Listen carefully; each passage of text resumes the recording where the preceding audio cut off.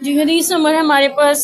600۔ عبداللہ بن مسعود رضی اللہ عنہ فرماتے ہیں ایک شب نبی پاک صلی اللہ علیہ وسلم کے ہمراہ تہجد کی نماز پڑھی، آپ برابر کھڑے رہے یہاں تک کہ میں نے ایک برا ارادہ کیا۔ پوچھا گیا کہ آپ نے کیا ارادہ کیا؟ انہوں نے جواب دیا یہ ارادہ کیا کہ نبی پاک صلی اللہ علیہ وسلم کو کھڑا چھوڑ کر خود بیٹھ جاؤں کیونکہ تھک گئے تھے۔ آپ صلی اللہ علیہ وسلم نے اتنا طویل قیام کیا، پیچھے بھی ہم پڑھ چکے کہ آپ اتنا طویل قیام فرماتے تھے، صحابہ اکرام اور ام المومنین سیدہ عائشہ صدیقہ رضی اللہ عنہا بھی پوچھتی تھی اللہ کے رسول آپ اتنا لمبا قیام کیوں کرتے ہیں؟ یہاں تک کہ آپ کی پنڈلیوں میں اور قدم مبارک میں بھی ورم آ جاتے تھے، اتنا طویل قیام کرتے تھے۔ اور عبداللہ بن مسعود رضی اللہ عنہ یہ بھی نبی پاک کے ساتھ قیام کر رہے تھے۔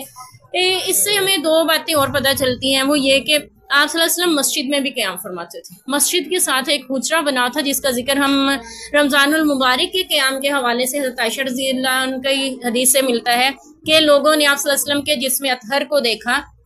یعنی اوپر والے حصے کو جو قیام کر رہے تھے اس حجرے میں، اس کی چار دیواری تھی، چھت نہیں تھی جہاں پہ آپ صلی اللہ علیہ وسلم عبادت کرتے تھے۔ مسجد کے ساتھ وہ بنی ہوئی جگہ تھی یا کہ مسجد کا ہی حصہ تھا، یا آپ صلی اللہ علیہ وسلم کے گھر میں باہر صحن کی چار دیواری تھی، اس میں کوئی وضاحت تو نہیں ملتی، لیکن یہ ضرور ملتا ہے کہ لوگوں نے نبی پاک کو دیکھا تو انہوں نے بھی آپ کے ساتھ قیام کیا۔ یہاں پہ عبداللہ بن مسعود بھی کہہ رہے ہیں کہ آپ صلی اللہ علیہ وسلم قیام کر رہے تھے، اور آپ کبھی آپ صلی اللہ علیہ وسلم کے بارے میں یہ بھی ملتا ہے کہ آپ اپنے گھر میں اپنے کمرے اپنے حجرے کے اندر ہی قیام فرماتے تھے جہاں پہ صدیقہ کائنات رضی اللہ عنہا لیٹی ہوئی ہوتی تھی، اور اکثر ان کے قدم بھی سجدے کی جگہ پر آ جایا کرتے تھے، جنہیں نبی پاک صلی اللہ علیہ وسلم ہلاتے تھے جب سجدے میں جانا ہوتا تو اس سمیٹ لیا کرتی تھی، اپنے پیروں کو پیچھے کر لیتی تھی اور آپ صلی اللہ علیہ وسلم سجدہ فرماتے تھے۔ تو حضرت عائشہ صدیقہ رضی اللہ عنہا کے حجرے میں نماز پڑھنا بھی نفل یعنی تہجد کی ثابت ہے، اور اس حجرے میں جس میں لوگ آپ صلی اللہ علیہ وسلم کو دیکھ سکتے تھے اس میں بھی، اور مسجد میں بھی۔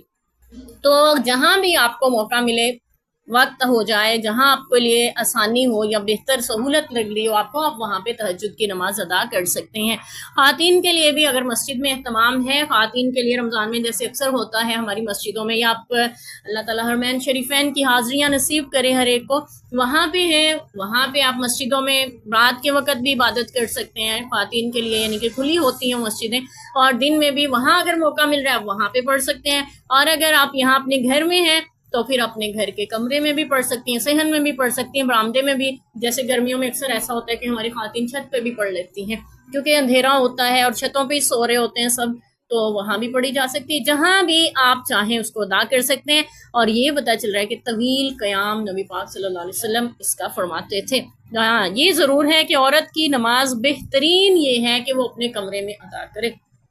اس نماز سے بہتر ہے جو صحن میں ادا کی جائے۔ تو اس لیے اپنی نمازوں کو،